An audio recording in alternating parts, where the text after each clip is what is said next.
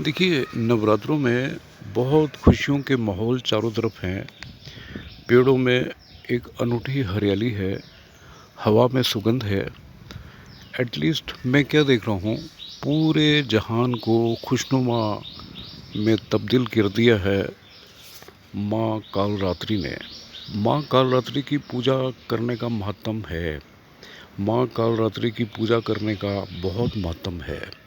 माँ कालरात्रि की पूजा करने के लिए मैं ऐसे लोगों को भी जानता हूँ जो सिर्फ नारियल पानी पी के पूरा दिन उपवास रखते हैं और नहा धोकर वो पूजा अर्चना करते हैं साफ सुथरे कपड़े पहनकर। कालरात्रि माँ देवी की पूजा करने से अंधकार का नाश होता है, दुष्टों का नाश होता है, जल अग्नि से भय नहीं लगता, राक्षसों से भय नहीं लगता। अपने दुश्मनों से जो आपका सिर्फ बुरा चाहते हैं और आपकी हर तरक्की में रोड़े अटकाते हैं, उनको आप इग्नोर करने की क्षमता रखने लगते हैं। कालरात्रि की पूजा करने के बाद आपका जो हृदय है वो बहुत हाई फील करेगा।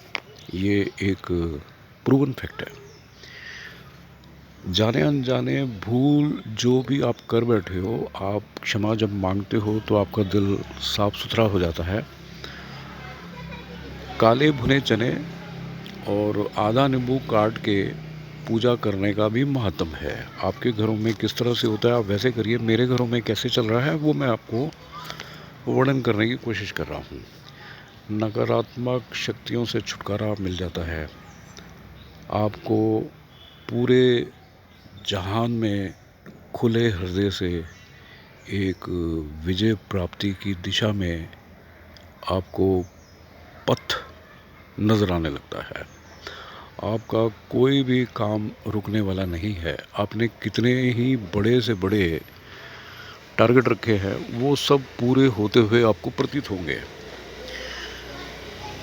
नकारात्मक शक्तियों से छुटकारा पाने के बाद, दानव का वध होने के बाद माँ कालरात्रि ने दानव के रक्त को ज़मीन पर न गिरने दिया और उसे मुख में भर लिया था।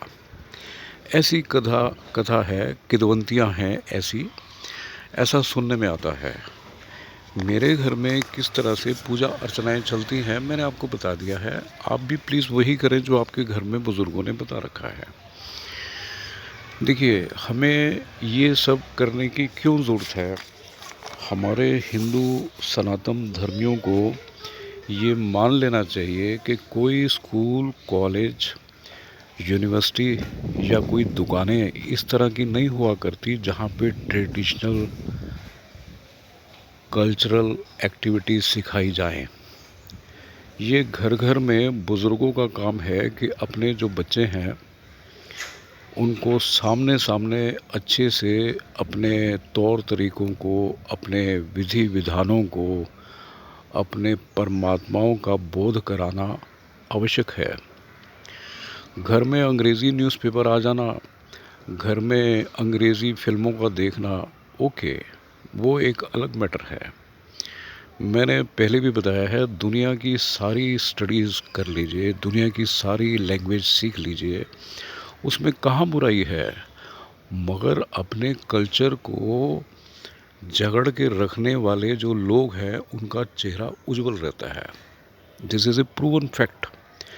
जो भरोसा अपने पे, जो सेल्फ कॉन्फिडेंस इस करके होगा कि कोई भी कितना भी पैसा कमा रहा है और वो अपनी कल्चरल हेरिटेज को नहीं छोड़ के रख रहा, उसमें उसका चेहरा ग्लोनेस से भरेगा।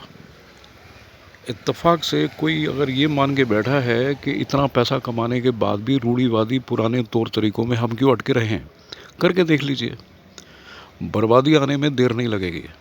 मैं आई रिपीट दिस लाइन, बर्बादी आने में देर नहीं लगेगी। देखिए, हम लोग जो हैं वो अपने पुरुषार्थ से, अपनी मेहनत से, बग़ैर किसी की भिक्षा लिए हुए, बग़ैर किसी से कुछ लिए हुए आगे तरक्की करते हैं। ऐसे तौर तरीक़ों को आगे अगर फर्दर समझाया जाता है तो कितना अच्छा लगता है।